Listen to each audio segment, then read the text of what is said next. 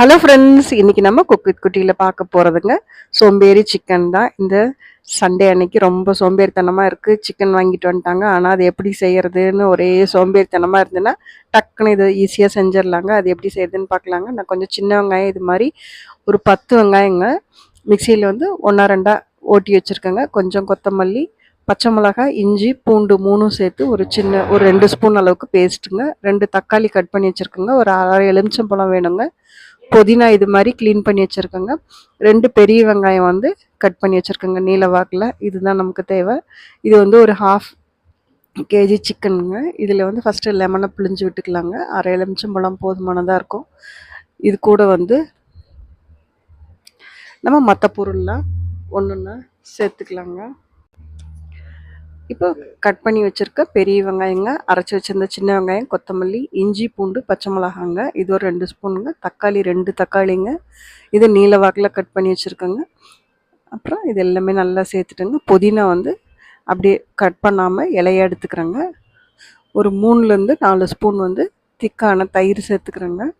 தயிர் சேர்த்து செய்கிறப்ப தான் நமக்கு வந்து அந்த சிக்கன் நல்ல ஜூஸியாக சாஃப்டாக கிடைக்குங்க. அதுக்காக தான். இப்போ நம்ம மசாலா பொருள்லாம் பார்க்கலாங்க. தனி மிளகாத்தூள், மஞ்சத்தூளுங்க, கொஞ்சமாக தனியா பவுடருங்க. அப்புறம் நான் வந்து சிக்கன் பவுடர் எடுத்துருக்கேங்க. சக்தி சிக்கன் பவுடர் வந்து அது ஒரு 2 ஸ்பூன் பெரிய ஸ்பூனில் எடுத்துருக்கேங்க. இது எல்லாமே அந்த நம்ம கலக்க போகிறோம் இல்லைங்களா, அதில் போட்டு ஒன்றா கலந்துடுவோங்க. இப்போ இது ஒரு பெரிய பாத்திரமாக வச்சுக்கிட்டு சிக்கனோடு சேர்த்து இதெல்லாம் நல்லா கலந்து வச்சுருங்க. நீங்கள் மதியானம் செய்ய போகிறீங்கன்னா காலையில் ஒரு 10 மணிக்கெலாம் கலந்து வச்சிட்டிங்கன்னா ஒரு 2 மணி நேரமாவது இது நல்லா ஊறினா தான் நல்லா இருக்குங்க. மேலே வந்து கொஞ்சமாக ஃப்ரெஷ்ஷாக அரைச்சி வச்ச பெப்பர் பவுட்ரு போட்டுக்கிறேங்க. இந்த சிக்கனுக்கு தேவையான சால்ட்டும் போட்டுட்டுங்க. 2 ஸ்பூன் ஆயில் விட்டுங்க. இதை நல்லா கலந்து விட்டுக்கிறோங்க. கலந்து விட்டு மூடி வச்சிடலாங்க. நல்லா இதில் வந்து உப்பு காரம்லாம் ஃபுல்லாக அந்த சிக்கன் ஃபுல்லாக ஏறிடுங்க.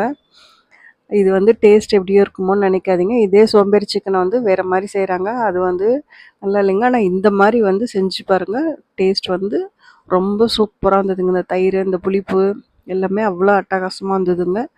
நான் ட்ரை பண்ணி சாப்பிட்டதுனால தான் உங்களுக்கு வந்து இந்த ரெசிபி ஷேர் பண்ணுறேங்க. இப்போ நான் கொஞ்சமாக சோம்பு அது மேலே வந்து தூவிக்கிட்டேங்க. இப்போ கடாய் வச்சுக்கோங்க. நல்லா கனமான பாத்திரமாக எடுத்துக்கோங்க. நீங்கள் குக்கரில் கூட செஞ்சுக்கலாங்க. இப்போ நல்லா ஊறினதுக்கப்புறம் அந்த சிக்கனை வந்து அப்படியே கடாயில் மாற்றிக்க போகிறோங்க. எண்ணெய் எதுவுமே ஊற்றலைங்க கடாயில். நம்ம வெறும்னா அந்த சிக்கனை மேரினேட் பண்ணி வச்சுருக்கோம் இல்லைங்களா, அந்த சிக்கனை மட்டும் எடுத்து கடாயில் போட்டுக்கிறோங்க. தண்ணி எதுவுமே ஊற்றலைங்க. சிக்கன்லேருந்து கொஞ்சம் நேரத்தில் தண்ணி நிறைய வருங்க. இப்போ இதை மூடி வச்சுடுவோங்க. கொஞ்சமாக இந்த மாதிரி வந்ததுக்கப்புறமா நீங்கள் கண்டிப்பாக லோ ஃப்ளேமில் வச்சுருங்க, எல்லாம் அடி பிடிக்க ஆரம்பிச்சிடும். அதனால இந்த கலர் பாருங்கள், இப்போவே நமக்கு சாப்பிட்ணுன்னு ஆசை வருதுங்க. அந்தளவுக்கு வந்து நம்ம பெரட்டி வைக்கிறப்பே சூப்பராக இருந்ததுங்க. இப்போ இந்த வெங்காயம், தக்காளி அதெல்லோட பச்சை வாசமும் போகணும் இல்லைங்களா, அதுக்காக இது வந்து மூடி வச்சு கிளறி விடுங்க. இப்போ நான் மேலே வந்து கொஞ்சமாக பெப்பர் பவுடர் திரும்ப ஃப்ரெஷ்ஷாக போட்டுட்டுங்க ஆஃப் பண்ணிவிட்டு, உங்களுக்கு வந்து தண்ணி வேணும்னா கொஞ்சமாக ஒரு அரை டம்ளர் வந்து தண்ணி தெளித்து செஞ்சுக்கலாங்க. இந்த அளவுக்கு செஞ்சிங்கன்னா இது மாதிரி சப்பாத்தி, நான்கு எல்லா ரொட்டிக்கும் சாப்பிட்லாங்க. அதே மாதிரி பிரியாணி, கீ ரைஸு அதுக்கெல்லாம் கூட சாப்பிட்றதுக்கு இது வந்து சூப்பராக இருக்குங்க. இல்லை உங்களுக்கு வந்து கொஞ்சம் கிரேவியாக வேணும் அப்படின்னா நீங்கள் வந்து கொஞ்சமாக தண்ணி கூட சேர்த்து இதை கொதிக்க வைக்கலாங்க. நான் தண்ணி எதுவும் சேர்த்துலைங்க. தண்ணி சேர்த்தாமே இந்த சிக்கன் நல்லா வெந்துடுச்சுங்க. அவ்வளோதான். மேலே வந்து ஃப்ரெஷ்ஷாக கொஞ்சம் கொத்தமல்லியும், கருவேப்பிலை, 2 வந்து பச்சை மிளகாய் இது மாதிரி சைடில் கட் பண்ணி போட்டு இறக்கிட்டோம்னா அதோட ஃப்ளேவர் நல்லா நம்ம சிக்கனில் இறங்கிடுங்க.